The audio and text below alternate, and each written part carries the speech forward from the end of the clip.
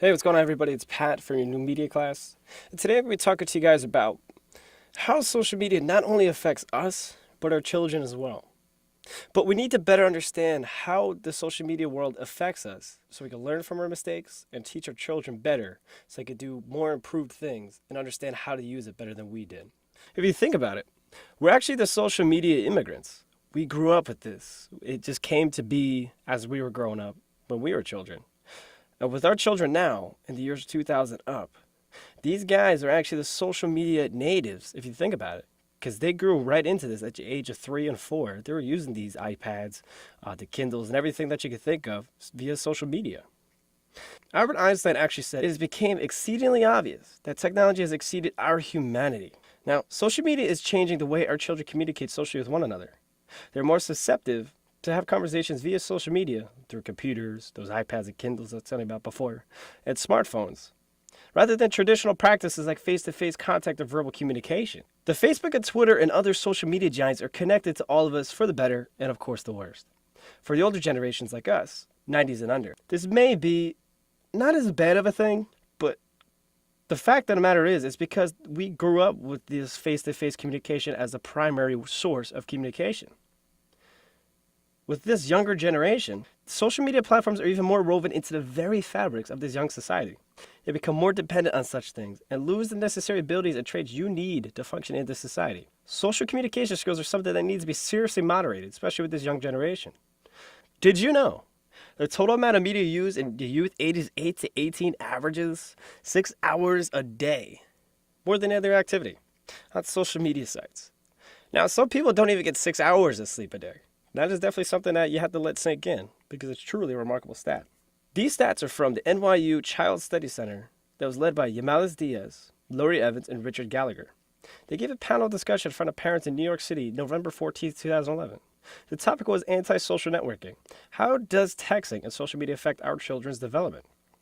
Social media is damaging the necessary motor skills that our children need to develop in order to communicate properly with the rest of society. These three professionals were bringing up. 25% of these children contact friends via social media networking sites. Now, this was in 2011. If you think about it, that statistic is definitely higher than it is today.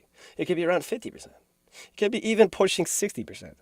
And that is a large mass statistic, if you ask me. Sherry Turkle, she's another one that tackles this social media phenomenon. She was once for it, as she said in the early 90s. She said it's a great, exciting thing.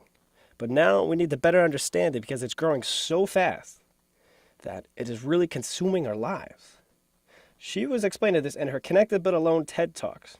She goes on saying, "We're letting social media take us places that we don't want to go. And that means we need to develop a self-aware relationship with technology and with ourselves. Taking us to places that we don't want to go. We're going to places where you're connected to a large mass audience, but you still feel that emptiness. You don't know why you feel that emptiness. These social media sites are becoming more and more woven into our fabrics as well. But we are old enough to understand that that has to change. We are old enough to understand that, okay, I need to take a step back and do what Sherry Turkle says. We need to focus on how technology can bring us back to our real lives, our own bodies, and our own communities. That's the important thing. We need to understand that social media is only a secondary thing. It's not the primary tool of communication. Because our children, they think of it as the primary tool of communication. Like I said, 25%, probably more now in 2014, use this as a primary source of communication. We need to educate our children that this should only be used as a tool rather than means of life. School systems need to implement some kind of educational programs to children and to parents as well. How to utilize social media and not let it consume you. This will also be important to show them that this cannot be the main source of communication, as this should only be a subplot to the real means of communication. Because we need these communicational skills to function, like I said before. We need to learn from our mistakes so our children don't make the very same ones. So that goes back to saying we need to educate them. Like those three professionals from New York City were saying, we need to educate yourselves about the statistics, what it's doing to us, how we can take a step back. We need to understand that this is not the main way to go. And this is only just an accessory, so we get back to our bodies and our communities for the best. Now, there is positive with the social media world, but it's just growing so fast that we need to understand it. Because social media giants have connected all of us for the better, but most importantly, we're focusing on the worst. For the older generations, this may not be as bad of a thing, because like I said, we have the abilities to be able to control our decisions. We can learn from our mistakes and we move on. They need to understand that they need to become more independent and lose the social media tools, because they need the necessary abilities and traits to function in the society, like I said before. Now, to sum things up,